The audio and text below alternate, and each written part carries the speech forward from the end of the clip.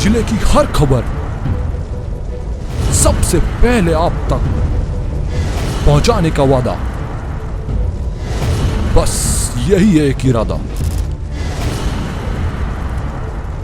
आज ही लगाए अपना पद्मेश डिजिटल सेटअप बॉक्स। नमस्कार, बहुत स्वागत है आपका। आप देख रहे हैं पद्मेश 24/7 की संडे के साथ। बुलेटिन की शुरुआत करते हैं हेडलाइन से।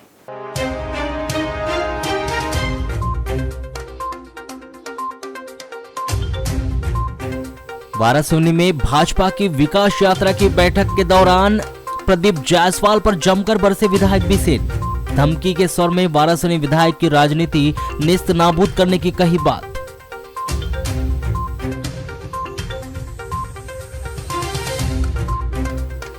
बालाघाट यातायात पुलिस की चालानी कार्रवाई से बचने छोटे पुल से जा रहा युवक स्कूटी सहित नदी में गिरा। मजदूरों ने छलांग लगाकर युवक की बचाई जान।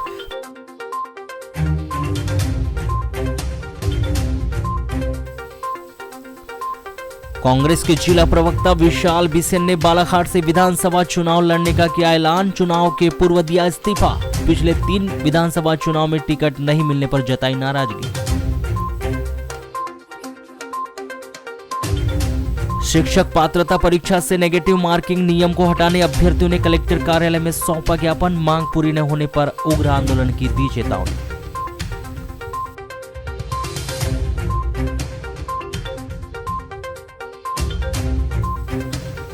धरपीवाड़ा को नशा मुक्त बनाने नशा मुक्ति समिति को पुलिस का नहीं मिल रहा सहयोग। ग्रामीणों में प्रशासन के खिलाफ आक्रोश व्याप्त। कलेक्टर के नाम सौंपा ज्ञापन। अपनी 11 सूत्रीय मांगों को लेकर सहकारी समिति कर्मचारी महासंघ ने हड़ताल का किया ऐलान। 7 से 9 फरवरी तक बंद रहेगी शासकीय उचित मूल्य की दुकान।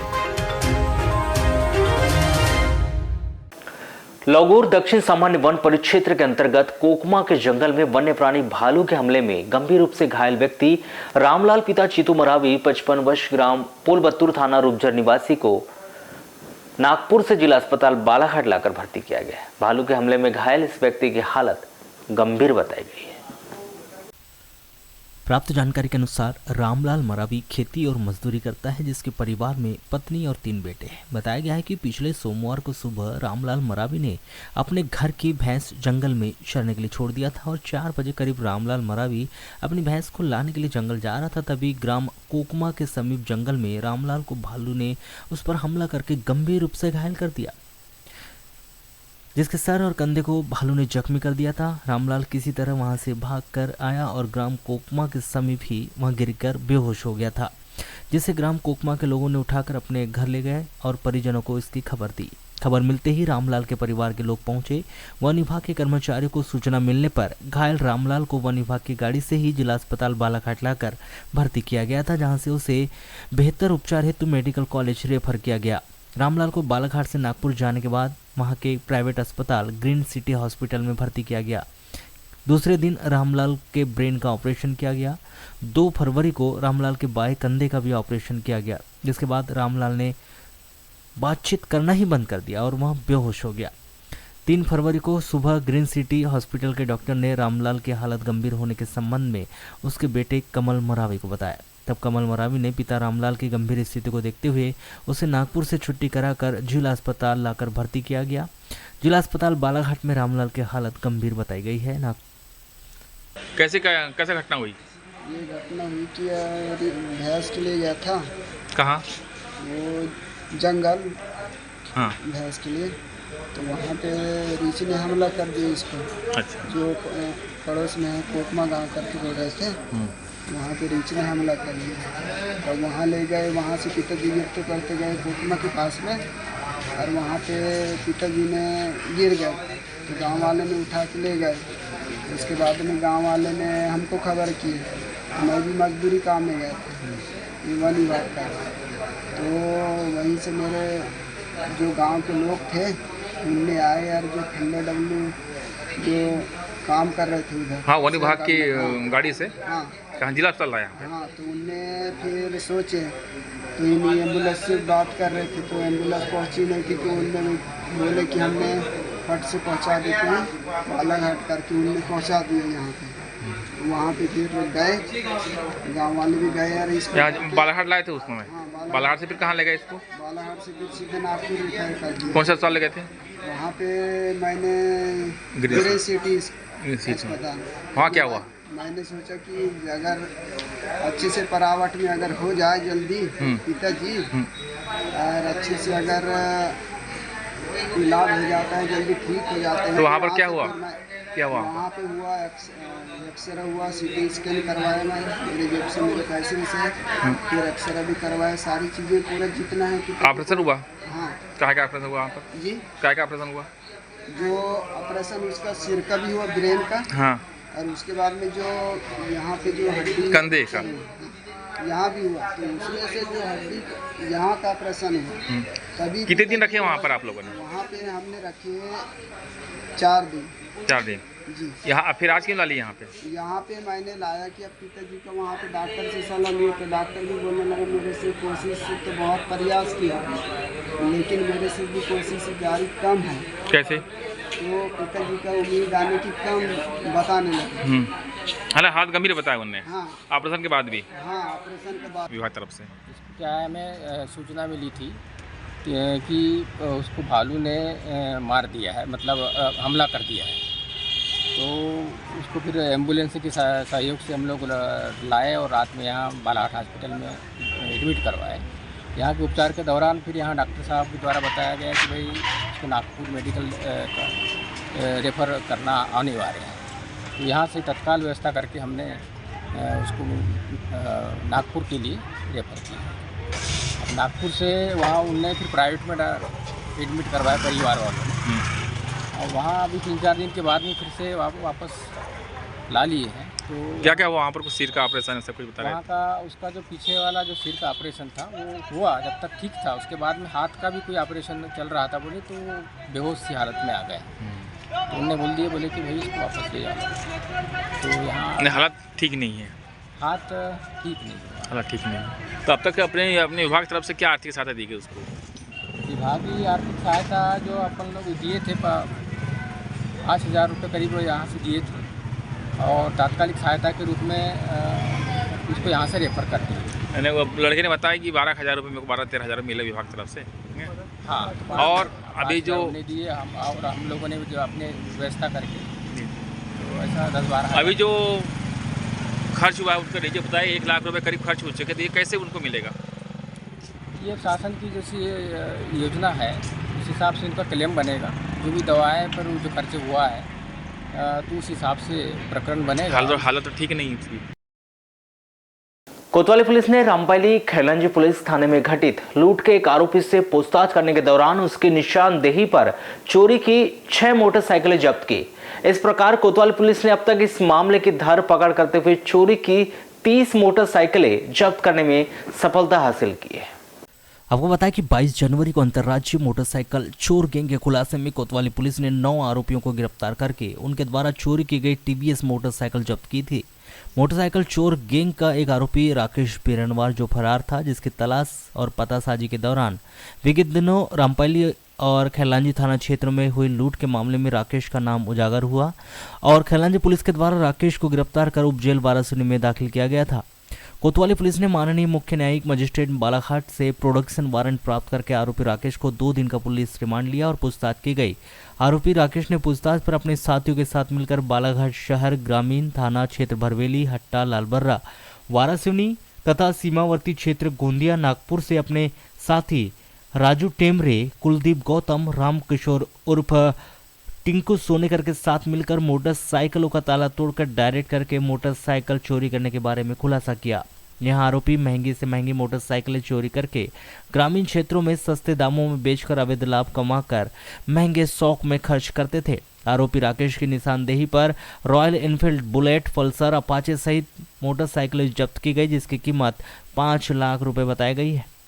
राकेश पिता हरि प्रसाद बिरनवार 22 वर्ष, वार्ड नंबर 18, 3 टोला नवेगांव, थाना रामपाली, हाल मुकाम पंप हाउस गली, वार्ड नंबर 2, भटेरा चौकी, बालाघाट निवासी है। कोतवाली पुलिस ने मोटरसाइकिल चोर गिरोह से 30 लाख रुपए कीमत की मोटरसाइकिल जब्त करने में भी सफलता हासिल की है।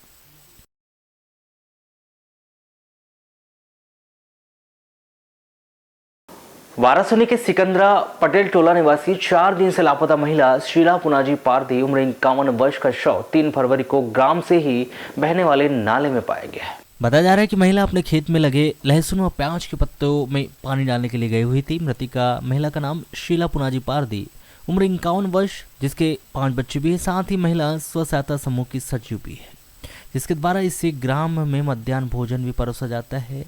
पुलिस ने इस मामले में मर्ग कायम कर पोस्टमार्टम के पश्चात शव परिजनों को सौंप दिया है। भाभी है, छोटी भाभी है। क्या नाम है इनका? शीला पारदी है नाम उनका। उम्र 51 साल तकरीबन है इनकी। कैसा क्या हादसा हुआ? सर ये सुबह 9-10 बजे खेत के वापे लगे हैं लहसुन वगैरह के, तो उनकी देखरेख के लिए निकली थी। उसके बाद में 1 बजे तक जब घर नहीं पहुंची तो घर के लोगों ने बोले इतना टाइम क्यों हो गया। ये कितनी तारीख की बात है? सर ये 31 तारीख को सुबह 9-10 बजे की बात है।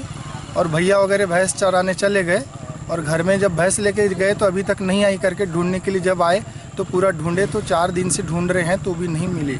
जिसमें हम गांव के बहुत सारे लोग हैं, नाले के किनारे से पानी में भी पूरा खंगाल देख चुके थे पर नहीं निकल पाई, मिली नहीं, किसी को पता ही नहीं लगा। तो हम लोग फिर बाहर किसी ने बताया कि लामता साइड अपना लांजी साइड में कोई बाई देखी गई करके, तो हम लोग वहाँ देखने गए थे। तो हमको अचानक वहाँ से यहाँ से फ़ोन आया कि यहाँ नाले में मृत कोई महिला की लाश है करके। तो फिर बहुत से लोग आकर के देखे तो फिर यानी अभी आपको पता चला? अभी ये पता चला। हम लांजी कब गए थे आप लोग? लांजी आज सुबह ही निकले थे हम लोग को 8 बजे। तो अभी ये घटना की जानकारी किसने दी आपको? घटना की जानकारी भतीजे ने दिया हमको फ़ोन करके कि चाचा घर आ जाओ करके, बड़ी मम्मी यहाँ पर मिली करके। तो हम लोग ये मृतिका शीलाबाई पारदी हैं जो सिकंदरा गांव की रहने वाली हैं।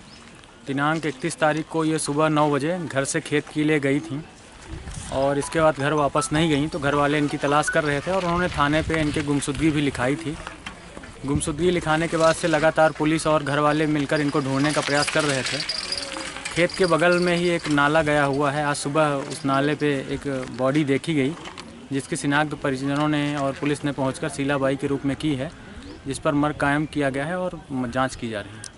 सर पानी में डूबने से जो मौत हुई है, क्या कुछ और रीज़न लग रहे हैं? जैसे आपके द्वारा भी शव परीक्षण किया गया तो उसमें कुछ घाव या कुछ इसके निशान? नहीं, जो शव परीक्षण किया गया है उसमें कोई ऐसे घाव तो नहीं है। हालांकि पैर में मछलियों के, कुछ जलीय जीवों के खाने से कुछ निशान हैं और मृत्यु का स्पष्ट कारण तो पीएम रिपोर्ट आने के बाद ही स्पष्ट हो पाएगा। एक नाबालिग लड़की का अपहरण और उसके साथ दुष्कर्म करने के मामले में आरोपी अक्षय पिता बलराम वर्मा लोधी 20 वर्ष ग्राम लखनवाड़ा जिला सिवनी निवासी को आजीवन कारावास व 10,000 रुपए के अर्थदंड से दंडित किया गया है। वहीं इसी मामले में इस आरोपी की बुआ मंजेश उर्फ मंजू पति चेनूराम लोधी 27 वर्ष ग्राम द्वारका चौकी हिम्मतपुर जिला शिवपुरी निवासी को आरोप सिद्ध नहीं होने पर दोष मुक्त किया गया है। अभियोजन के अनुसार यह मामला ग्रामीण थाना क्षेत्र का है। अभियोक्त्री अपनी मां की मृत्यु के बाद अपने नाना नानी के घर आकर पढ़ाई करती थी। 12 मार्च 2020 को सुबह 8:30 बजे अभियोक्त्री परीक्षा देने के लिए स्कूल जाने के लिए घर से निकली थी। उसके नाना नानी खेत गए थे। शाम 6 बजे जब वह खेत से घर वापस आए तब उन्होंने अभियोक्त्री के संबंध में पूछा तो उनकी लड़की ने बताया कि 12:30 बजे अभियोक्त्री घर आई थी। तभी ग्राम धाना जिला सिवनी से अक्षय वर्मा मोटरसाइकिल से आया और अभियोक्त्री को मोटरसाइकिल में बिठाकर ले गया है। 13 मार्च 2020 को अभियोक्त्री के नाना नानी ग्राम धाना पहुंचे और उन्होंने अपनी पुत्री और जवाई लवकुश वर्मा से अभियोक्त्री को अक्षय वर्मा के द्वारा लाने के संबंध में पूछा। तब उन्होंने इस संबंध में जानकारी नहीं होना बताया। अभियोक्त्री की तलाश उसकी रिश्तेदारी में की गई किंतु कहीं भी कुछ पता नहीं चल पाया। 14 मार्च 2020 को अभियोक्त्री के गुम हो जाने की रिपोर्ट दर्ज करवाई गई थी। 5 जून 2020 को 3 बजे अभियोक्त्री अपने परिवार के साथ पुलिस थाना में उपस्थित हुई, जिसे दस्तयाब करने के बाद पूछताछ की गई, जिसने बताया कि 12 मार्च 2020 को वह पेपर देकर घर पहुंची और खाना खाकर अपने घर कमरे में पढ़ने के लिए चली गई थी। जिसके कुछ देर बाद अक्षय वर्मा मोटरसाइकिल से वहां आया और उसे बहला फुसलाकर अपने साथ चलने के लिए बोला। तब वह उसके बहकावे में आकर उसके साथ चले गए। अक्षय वर्मा ने उसे मोटरसाइकिल से सिवनी ले गया और वहां से बस से छिंदवाड़ा ले जाकर उसके बाद अक्षय वर्मा ने उसे ट्रेन से ग्राम द्वारका अपनी बुआ मंजू के घर ले गया, जहां उसने मंजू को बताया कि उसने अभियोक्त्री को बहला फुसला कर लाया है और शादी करेगा। अभियोक्त्री से की गई पूछताछ के बाद अक्षय वर्मा और उसकी बुआ मंजेश उर्फ मंजू लोधी के विरुद्ध धारा 363, 366, 376(2) ब्रैकेट जे ब्रैकेट एन 376 ब्रैकेट 3 भारतीय दंड संविधान की धारा 6 लैंगिक अपराधों से बालकों का संरक्षण अधिनियम के तहत अपराध दर्ज कर इस अपराध में दोनों को गिरफ्तार किया गया और विवेचना के उपरांत अभियोग पत्र विद्वान अदालत में पेश किया गया था। यह मामला लैंगिक अपराधों से बालकों का संरक्षण अधिनियम के विशेष न्यायाधीश मनोज कुमार तिवारी की अदालत में चला, जहां अभियोजन आरोपी अक्षय वर्मा के विरुद्ध आरोपित अपराध सिद्ध करने में सफल रहा। अक्षय वर्मा की बुआ मंजेश उर्फ मंजू के विरुद्ध भी आरोपित अपराध सिद्ध करने में असफल रहा, जिसके परिणाम स्वरूप विद्वान अदालत ने मंजेश उर्फ मंजू को आरोपित अपराध में दोष मुक्त किया गया। विद्वान अदालत ने आरोपी अक्षय वर्मा को अपराधों में दोषी पाते हुए धारा 6 लैंगिक अपराधों से बालकों का संरक्षण अधिनियम के तहत धारा 376 ब्रैकेट 3 के तहत अपराध में दोषी पाते हुए आजीवन कारावास व 10,000 रुपये के अर्थदंड से दंडित किया है। मुल्ला स्टेडियम बालाघाट के मैदान पर महिला फुटबॉल प्रतियोगिता में केरल की टीम ने 20 गोल कर इतिहास बना दिया है। खेलो इंडिया के तीसरे संस्करण जो असम प्रदेश के गुवाहाटी में आयोजित किया गया था, प्रतियोगिता में सर्वाधिक गोल उड़ीसा टीम ने कर यहां इतिहास बनाया था। उसके बाद 1 फरवरी 2023 को बालाघाट में मध्य प्रदेश की टीम ने 17 गोल दागकर उस रिकॉर्ड को तोड़ा था, लेकिन मध्य प्रदेश की टीम का रिकॉर्ड दिनांक 3 फरवरी को केरल ने दमन दादर के साथ खेलते हुए एक तरफा मुकाबले में 20 गोल से पराजित कर अपना नाम इतिहास के स्वर्णिम अक्षरों में लिख दिया है। 3 फरवरी को हुए दूसरे मैच में केरल की टीम ने दमन दादर की टीम को 20-0 से परास्त किया।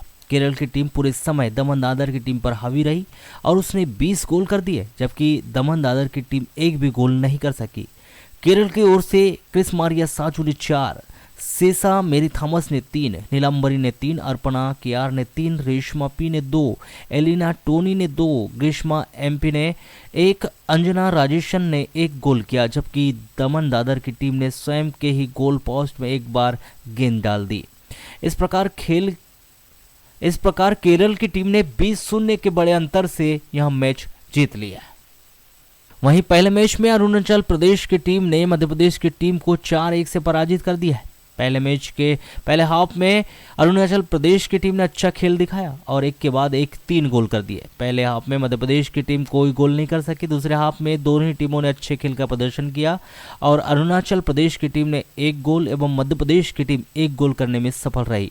इस प्रकार अरुणाचल प्रदेश की टीम ने यह मैच 4-1 से जीत लिया। अरुणाचल प्रदेश की टीम से एंजल तायंग ने 2 गोल, काय रूमी ने 1, गैनी रामचिंग ने 1 गोल किया। मध्य प्रदेश की ओर से एकमात्र गोल मोनिसा सिंह ने किया।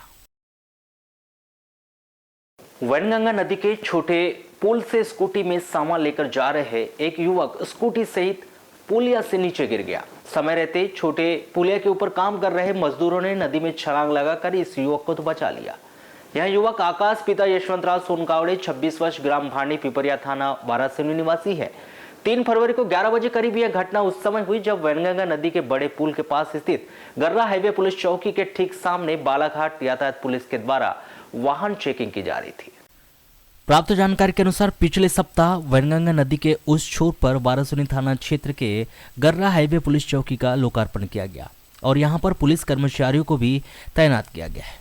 किंतु गर्रा हाईवे पुलिस चौकी का लोकार्पण होने के बाद से ही बालाघाट यातायात पुलिस के द्वारा गर्रा हाईवे पुलिस चौकी के ठीक सामने वाहन चेकिंग की जा रही है।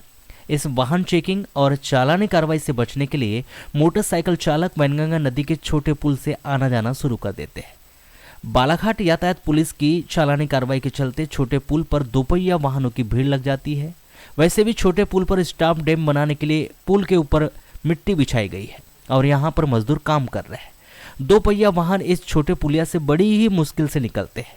वैसे भी वैनगंगा नदी का यह छोटा पुल वाहनों की आवाजाही के लिए बंद किया जा चुका है, किंतु जब जब रेंगाटोला रोड अवंतीबाई चौक में पास बालाघाट यातायात पुलिस के द्वारा वाहन चेकिंग की जाती है, तब तब चालानी कार्रवाई से बचने के लिए मोटरसाइकिल और स्कूटी चालक वाहन चेकिंग से बचने के लिए छोटे पुलिया का ही प्रयोग करते हैं। 3 फरवरी को 11 बजे करीब जब गर्रा हाईवे पुलिस चौकी के ठीक सामने बालाघाट यातायात पुलिस के द्वारा वाहन चेकिंग चालानी कार्रवाई की जा रही थी और इस चालानी कार्रवाई से बचने के लिए मोटरसाइकिल स्कूटी चालक छोटे पुल का उपयोग कर रहे थे, तभी आकाश सोनकावड़े अपनी स्कूटी में आलू का कट्टा, सब्जी भाजी, किराना सामान सहित सामान लेकर अपने घर भांडी पिपरिया जाने निकला था। तभी उसने गर्रा हाईवे पुलिस चौकी के सामने बालाघाट यातायात पुलिस के द्वारा वाहन चेकिंग कार्रवाई को देखा और वह बड़े पुल से लौटकर छोटे पुल पर आया। इस छोटे पुल से अन्य मोटरसाइकिल चालक, स्कूटी चालक भी चालानी कार्रवाई से बचने के लिए आना जाना कर रहे थे। तभी आकाश सोनकावड़े भी किराना सामान से लदी स्कूटी में बैठकर छोटे पुल से उस पार निकल रहा था। छोटे पुल के पास बिछी हुई मिट्टी के किनारे से स्कूटी निकालते समय अचानक किसी मोटरसाइकिल का पीछे से धक्का लगने से वह स्कूटी सहित नदी में गिर गया। उस समय वहां पर महिला व पुरुष मजदूर स्टाम्प डैम बनाने के लिए मिट्टी इकट्ठा कर रहे थे। स्कूटी सहित नदी में गिरते देख वहां काम कर रहे 4 मजदूरों ने नदी में छलांग लगा दी और नदी में डूब रहे स्कूटी सवार को पकड़ लिया और उसे किनारे लाए। चूंकि नदी में पानी कम होने और बहाव कम होने की वजह से मजदूरों ने आकाश सोनकावड़े की जान बचा ली, अन्यथा एक बड़ी घटना घटित हो सकती थी। नदी के छोटे पुल से एक युवक स्कूटी सहित गिरने की सूचना मिलते ही गर्रा हाईवे पुलिस चौकी प्रभारी कोमेंद्र गौतम, प्रधान आरक्षक डाली राहंगडाली सहित अन्य पुलिस कर्मचारी भी मौके पर पहुंचे। तब तक मजदूरों ने युवक आकाश को बाहर निकाल लिया था। पुलिस अमले ने रस्सा उपलब्ध करवाकर आकाश सोनकावड़े की मोटरसाइकिल भी बाहर निकलवाई। कहाँ जा रहे थे आप? अपने घर ही जा रहा था, सामान लेके जा रहा था। कहाँ से?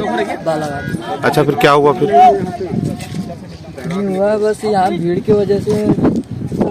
अच्छा, वो जो बड़ा पुल का जो रास्ता है वहाँ से क्यों नहीं गया? वहाँ पर चेकिंग चालू थी इसलिए। वाहन चेकिंग चल रही थी तो आप यहाँ से आए? तो यहाँ पे काम चालू है और ये रास्ता भी ठीक नहीं है, तो फिर यहाँ से क्यों आए? मैं अकेला ही नहीं आ रहा था, बहुत लोग गए थे यार। अच्छा, बहुत लोग क्यों? भीड़ की वजह से गाड़ी से जाना। चालान से बचने के लिए? हाँ। मतलब आपको क्या लगा वहाँ से जाएंगे तो आप चालान कट जाएगा आपको? अच्छा, नाम है आपका? अच्छा, आपकी गाड़ी में क्या क्या था?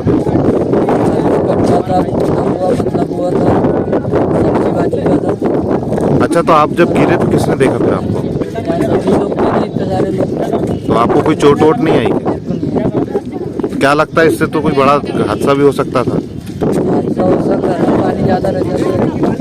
आज एक जो बाइक वाला अचानक यहाँ पे जो नदी में गिर गया, आप लोग ने देखे क्या कैसे घटना हुई है? तो हम तो काम में थे सर, पर क्या कहते हैं कि वो ट्रैफिक इधर रोक रहे थे, इस वजह से भीड़ लग गई थी।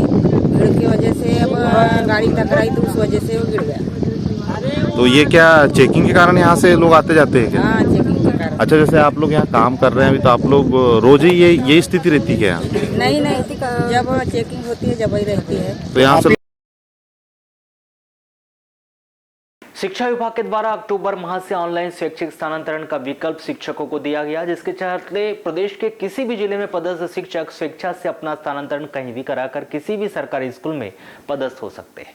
इसी नीति के तहत प्रदेश के अन्य जिलों से भारी संख्या में शिक्षकों ने अपना स्थानांतरण बालाघाट में कराया, जिसके चलते कई स्कूलों के रिक्त पदों से अधिक शिक्षक पदस्थ हो गए। तो वहीं कई स्कूलों में रिक्त पदों की अपेक्षा काफी कम शिक्षक है। वहीं अधिक मात्रा में शिक्षकों के बालाघाट स्थानांतरण लेने आए से इन दिनों अतिशय शिक्षकों की संख्या लगातार बढ़ रही है। हाल ही में जारी किए गए लिस्ट के मुताबिक वर्तमान समय में 1500 शिक्षकों को अतिशय शिक्षकों की श्रेणी में डाल दिया गया है। यह आंकड़ा रोजाना ही बढ़ रहा है। हाल ही में जारी की गई लिस्ट के मुताबिक वर्तमान समय में 1500 शिक्षकों को अतिशय शिक्षक की श्रेणी में डाल दिया गया है। वहीं ये आंकड़ा रोजाना बढ़ रहा है। बताया जा रहा है कि जिस स्कूल में रिक्त पद नहीं है वहां भी स्थानांतरण लेने वाले शिक्षकों को पदस्थ किया गया है, जबकि पुराने शिक्षकों को अतिशय शिक्षकों की लिस्ट में डाला जा रहा है, जिस पर विभिन्न शिक्षक संगठनों ने आपत्ति जताते हुए जारी की गई सूची को तत्काल ही रद्द करने और परीक्षा के ऐन वक्त पूरे की जा रही इस कार्रवाई पर तत्काल ही रोक लगाए जाने की मांग की। जहां उन्होंने इस मांग को लेकर शुक्रवार को कार्यालय में ज्ञापन सौंपा है, जिसमें जारी की गई अतिशय शिक्षकों की सूची को त्रुटिपूर्ण सूची बताते हुए उन्होंने संपूर्ण कार्रवाई पर पदोन्नति तक रोक लगाए जाने की मांग की। सर, आज यहाँ पर ज्ञापन सौंपने के लिए आए, क्या मकसद को लेकर के आए? कल क्या है, मध्य प्रदेश में शिक्षा विभाग की अतिशय सूची जारी हुई है, जिसमें बालाघाट जिले में लगभग 1500 लोग हमारे जिले से अतिशय हो रहे हैं। इस तारतम्य में पूरे प्रदेश में प्लानिंग हुई कि हर जिला मुख्यालय से आयुक्त महोदय के नाम ज्ञापन सौंपा जाए, जो पूर्णतः हम इस अतिशय सूची नहीं, इसकी नीतियों का विरोध कर रहे हैं कि क्योंकि जो नियमावली, जो नीतियों के तहत जो है अतिशय शिक्षकों को किया गया है, इसका पूरे मध्य प्रदेश के हर जिला मुख्यालय में विरोध हो रहा है। इसी तारतम्य में आज शिक्षकों के विभिन्न संगठन एकत्र होकर के सामूहिक रूप से अपने अपने लेटर पैड पे माननीय कलेक्टर महोदय को और जिला शिक्षा अधिकारी महोदय को हम लोग ज्ञापन दे रहे हैं। सूची बहुत गलत है, बहुत गड़बड़ है। स्कूलों में पद संरचना है नहीं, लेकिन वहाँ पे एक्स्ट्रा शिक्षक भेजे जा रहे हैं, जिस वजह से पुराने जो शिक्षक हैं वो अतिशेष हो रहे हैं। परीक्षाओं के दौरान, अभी परीक्षा सत्र चालू हो चुका है, उस दौरान ये अतिशेष की सूची लाना और शिक्षकों को इधर से उधर करना बहुत ही गलत है। कल तक 1350 शिक्षक अतिशेष की सूची में थे, आज नई सूची जारी होगी जिसमें 1550 हो गए, ना जाने कल 2000 हो जाएंगे। तो ये किस प्रकार की सूची, ये समझ नहीं आ रहा है।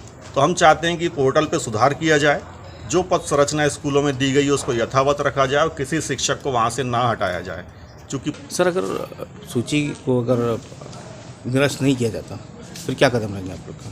सूची को यदि निरस्त नहीं किया जाता है तो आज उसी संदर्भ में तो हम लोग संगठित होकर के आज ज्ञापन देने के लिए कलेक्टर महोदय के पास में उपस्थित हुए और मध्य प्रदेश सरकार से हम अपेक्षा करते कि सूची को तत्काल निरस्त की जाए। जब कहने जी ऑलरेडी जो पद संरचना थी वहाँ पर जब पद रिक्त नहीं थे तो आपने कहने जी वहाँ पर पदस्थापना कैसे कर दी, और ये सबसे त्रुटिपूर्ण स्थिति है। 1500 लोग जो है अतिशेष आने से ये पता लग रहा है कि कहीं ना कहीं कहनी चाहिए आपकी विभागीय त्रुटि है और पद सूचना में कहीं ना कहीं गड़बड़ी है। इतने लोग तो अतिशेष आने का प्रश्न ही नहीं उठता। विधानसभा चुनाव को लेकर जहां एक ओर कांग्रेस पार्टी के प्रदेश अध्यक्ष द्वारा भारत जोड़ो यात्रा की गई, तो वहीं आगामी चुनाव को मद्देनजर रखते हुए पूरे प्रदेश भर में कांग्रेस पार्टी के द्वारा हाथ से हाथ जोड़ो अभियान चलाया जा रहा है। इसके माध्यम से कांग्रेसी आम लोगों को पार्टी में जुड़ने का न्योता दे रहे हैं। तो वहीं इस वर्ष होने वाले विधानसभा चुनाव के ऐन वक्त पूर्व कांग्रेस को एक बड़ा झटका लगा है, जहां जिला कांग्रेस कमेटी प्रवक्ता विशाल बिसेन ने कांग्रेस पार्टी से दूरी बनाते हुए अपने पद से इस्तीफा दे दिया है। जिन्होंने जिला कांग्रेस प्रवक्ता पद से इस्तीफा देकर आगामी विधानसभा चुनाव लड़ने का ऐलान किया है। कांग्रेस जिला प्रवक्ता विशाल बिसेन ने अपना इस्तीफा जिला कांग्रेस कमेटी के नवनियुक्त जिला अध्यक्ष संजय उइके को सौंपा। बताया जा रहा है कि विशाल बिसेन पिछले 3 विधानसभा चुनाव में बालाघाट विधानसभा से चुनाव लड़ने का टिकट मांग चुके हैं, लेकिन उन्हें तीनों विधानसभाओं में कांग्रेस पार्टी ने अपना उम्मीदवार नहीं बनाया, जिसके चलते उन्होंने अपने पद से इस्तीफा दिया है। वहीं इस वर्ष बालाघाट विधानसभा क्षेत्र क्रमांक 111 में किसी भी पार्टी से चुनाव लड़ने का ऐलान किया है। जानकारी के मुताबिक विशाल बिसेन इस वर्ष विधानसभा चुनाव बालाघाट विधानसभा क्षेत्र से लड़ेंगे, जहां वे किसी भी पार्टी के बैनर तले चुनावी मैदान में उतर सकते हैं। आपको बताएं कि एक और हाथ जोड़ो अभियान के तहत कांग्रेस पार्टी लोगों को अपने दल में शामिल होने का न्योता दे रही है, तो वहीं दूसरी ओर पहले से कांग्रेस पार्टी में शामिल पदाधिकारी इस्तीफा देकर पार्टी से बाहर जा रहे हैं।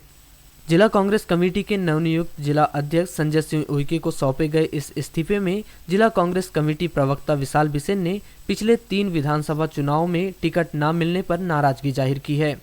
जिन्होंने सौंपे गए इस इस्तीफे में इस बात का उल्लेख किया है कि वे विगत 5 वर्ष से अधिक समय से जिला कांग्रेस कमेटी बालाघाट के जिला प्रवक्ता पद पर निर्वहन कर रहे हैं। इतने लंबे समय में पार्टी की गतिविधियों को लेकर मीडिया एवं आम जनमानस में उपस्थिति दर्ज कराने का अवसर प्राप्त हुआ है। उनका यह मानना है कि इस पद पर अब नए व्यक्ति को दायित्व दिया जाना चाहिए। उन्होंने आगे बात का उल्लेख किया कि वर्तमान में वे मजदूर वर्ग के हितार्थ संघर्ष संगठन वैनगंगा मजदूर यूनियन के प्रदेश अध्यक्ष का पद संभाल रहे हैं। उनका प्रदेश में यूनियन चल रहा है एवं उनसे जुड़े कार्यकर्ताओं द्वारा विगत 3 विधानसभा चुनाव 2008, 2013, 2018 में कांग्रेस पार्टी का विधानसभा टिकट का दावा प्रस्तुत किया गया है, परंतु किन्हीं कारणवश पार्टी के द्वारा चुनाव में टिकट नहीं दिया गया। अभी वर्तमान में उनसे जुड़े कार्यकर्ता और वैनगंगा मजदूर यूनियन के सभी पदाधिकारी, सदस्य एवं हजारों मजदूर साथी इस निष्कर्ष पर पहुंचे हैं कि वे भी आगामी 2023 चुनाव में होने वाले विधानसभा चुनाव में बालाघाट विधानसभा क्रमांक 111 से उन्हें प्रत्याशी बनाकर चुनाव लड़ाना चाहते हैं। ऐसी स्थिति में मुझे उनके साथ कंधे से कंधा मिलाकर चलने वाले हजारों मजदूर किसान साथियों की मंशा को दृष्टिगत रखते हुए क्षेत्र की जनता के बीच पहुंचना है। इसमें आगामी विधानसभा चुनाव 2023 में बालाघाट विधानसभा से आपके विवेक अनुसार मुझे अवसर देने पर निर्णय होता है तो मैं सहर्ष स्वीकार करूंगा। जिन्होंने अंत में उनके द्वारा दिया गया त्यागपत्र स्वीकार कर उन्हें पद से मुक्त करने का अनुरोध किया है। मैं सभी मीडिया के साथियों को बताना चाहता हूं कि मैंने हमारे नए अध्यक्ष माननीय संजय उके जी को अपना त्यागपत्र जो प्रवक्ता पद पर मैं रहा उस पर सौंप दिया है। जैसा कि आप सभी जानते हैं कि लगभग 7 वर्षों से अधिक समय से मैं जिला कांग्रेस कमेटी के प्रवक्ता पद का निर्वहन करता रहा हूँ और पार्टी की विचारधारा और पार्टी की जानकारियों को जनता के बीच मीडिया के माध्यम से पहुंचाने का भी बहुत अवसर मुझे मिला। परंतु मेरा ऐसा मानना है कि वहाँ उस स्थान पर अब किसी नए व्यक्ति को जगह देनी चाहिए ताकि नया व्यक्ति नए तरीके से काम कर सके मीडिया में। दूसरा ऐसा, जैसा कि आप सभी जानते हैं कि मैं वैनगंगा मजदूर यूनियन जो एक संगठन है जो मजदूरों के लिए संघर्षरत है, किसानों के लिए संघर्षरत है, उसका प्रदेश अध्यक्ष हूँ और मुझे उस संगठन की अपनी जवाबदारियों का भी निर्वहन करना पड़ता है। और उस संगठन से जुड़े हुए मेरे सभी पदाधिकारी, मेरे से जुड़े मेरे सभी कार्यकर्ता और मेरे हजारों किसान मजदूर साथी ये चाहते हैं कि आगामी 2023 के विधानसभा चुनाव में मैं उनकी मंशा यह है कि मैं चुनाव लड़ूं और मेरे संगठन की मंशा अनुरूप जो है मुझे अब क्षेत्र में जनता के बीच निकलना है। इसलिए मैंने अपने इस पद से जो है पद मुक्ति चाहिए और माननीय संजय उके जी जो जिला कांग्रेस कमेटी के नए अध्यक्ष बने हैं उनको अपना इस्तीफा सौंप दिया है। मैं चाहता हूं कि मीडिया यह जानकारी जो है अपने माध्यम से सभी को सूचित करे और आप सभी का इस पद पर मैं रहा उसका सहयोग जो मुझे मीडिया का मिला उसके लिए मैं सभी का आभारी रहूंगा। नमस्कार। दौरान अभी परीक्षा सत्र चालू हो चुका है, उस दौरान ये अतिशेष की सूची लाना और शिक्षकों को इधर से उधर करना बहुत ही गलत है। कल तक 1350 शिक्षक अतिशेष की सूची में थे, आज नई सूची जारी होगी जिसमें 1500 हो गए, ना जाने कल 2000 हो जाएंगे। तो ये किस प्रकार की सूची ये समझ नहीं आ रहा है। तो हम चाहते हैं कि पोर्टल पे सुधार किया जाए, जो पद संरचना स्कूलों में दी गई है उसको यथावत रखा जाए और किसी शिक्षक को वहाँ से ना हटाया जाए। क्योंकि सर अगर सूची को अगर निरस्त नहीं किया जाता फिर क्या कदम लेंगे आप लोग का? सूची को यदि निरस्त नहीं किया जाता है तो आज उसी संदर्भ में तो हम लोग संगठित होकर के आज ज्ञापन देने के लिए कलेक्टर महोदय के पास में उपस्थित हुए और मध्य प्रदेश सरकार से हम अपेक्षा करते कि सूची को तत्काल निरस्त की जाए। जब कहने जी ऑलरेडी जो पद संरचना थी वहाँ पर जब पद रिक्त नहीं थे तो आपने कहने जी वहाँ पर पदस्थापना कैसे कर दी और ये सबसे त्रुटिपूर्ण स्थिति है। 1500 लोग जो है अतिशेष आने से ये पता लग रहा है कि कहीं ना कहीं कहनी चाहिए आपकी विभागीय त्रुटि है और पद संरचना में कहीं ना कहीं गड़बड़ी है। इतने लोग तो अतिशेष आने का प्रश्न ही नहीं उठता।